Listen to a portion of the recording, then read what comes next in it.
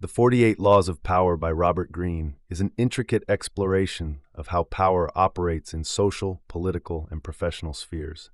Greene distills centuries of historical lessons into 48 laws, each designed to teach you how to navigate complex relationships and achieve influence.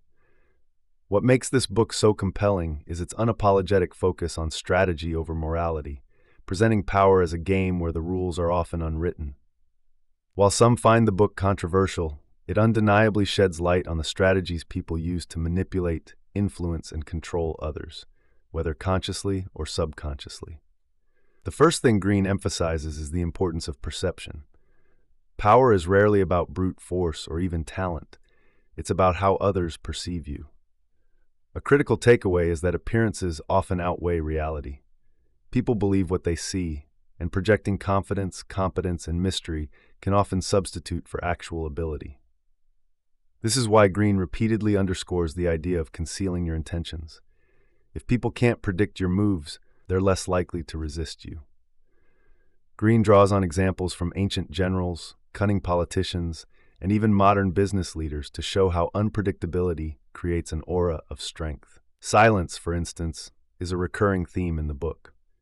Talking less than necessary doesn't just make you seem mysterious. It allows you to observe and learn more about others. When you dominate a conversation, you might feel powerful, but you also reveal your thoughts and intentions, making you vulnerable. Silence, on the other hand, lets people project their interpretations onto you, and that ambiguity can be a potent weapon. Greene's historical anecdotes, like those of Napoleon Bonaparte, illustrate how saying less can lead to gaining more. Another cornerstone of Greene's philosophy is timing. Acting too soon or too late can sabotage your plans, no matter how brilliant they are. Patience becomes a virtue, not in the moral sense, but in the strategic sense. Greene often references Sun Tzu's Art of War, noting how great leaders wait for the right moment to strike, understanding that power is a long game. This principle of timing ties into his advice about absence. Sometimes the most powerful move is to step away.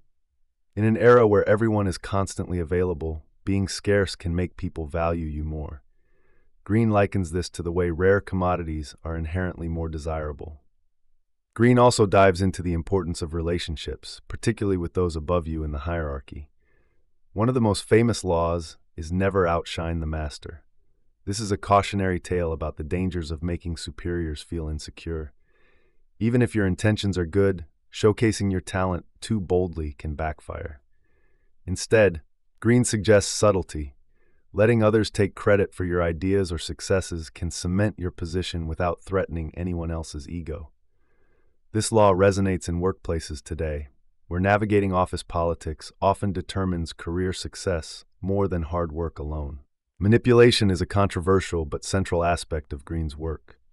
He discusses using selective honesty and calculated generosity as tools to disarm suspicion. For example, sharing a small truth can win someone's trust, even if your ultimate intentions are self-serving. Greene's approach is not to advocate deceit for the sake of it, but to demonstrate how these tactics are often in play around us, whether we recognize them or not. By understanding these dynamics, you can protect yourself from being manipulated while also knowing when and how to use them strategically. Another key lesson from the book is understanding the balance between action and restraint. Greene warns against fighting unnecessary battles, as not every conflict is worth engaging in.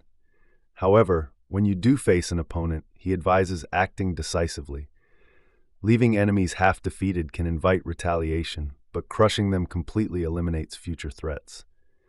Historical examples, such as military campaigns or corporate takeovers, highlight the risks of leaving loose ends. Greene also touches on the role of charisma and theatrics in power. History's most influential figures, from Julius Caesar to Steve Jobs, understood the power of spectacle. Greene explains how creating a sense of awe or wonder can captivate audiences, drawing people to you naturally. In modern terms, this could translate to building a personal brand or commanding attention in a crowded market. This ties into another law: always court attention. Being overlooked is akin to being powerless, so finding ways to stand out, whether through controversy, innovation, or sheer persistence, is critical. Perhaps one of the more reflective parts of the book is its emphasis on adaptability. Power isn't static, it's a fluid, ever-changing dynamic that requires constant recalibration. Greene warns against relying on a single strategy, as what works in one situation might fail miserably in another. The ability to read the room, assess the environment, and pivot accordingly is a hallmark of true power. This idea is particularly relevant today, where rapid technological and social changes demand flexibility. Despite its strategic brilliance, the 48 Laws of Power has faced criticism for its morally ambiguous tone. Laws like use absence to increase respect or make people depend on you might seem manipulative, even exploitative. However, Greene himself acknowledges that these laws are descriptive, not prescriptive. They reflect the strategies already at play in human interactions. The real power, he argues, lies in recognizing these dynamics and deciding how to engage with them. Ultimately, the 48 Laws of Power is not just a guide for ambition, but a study of human nature.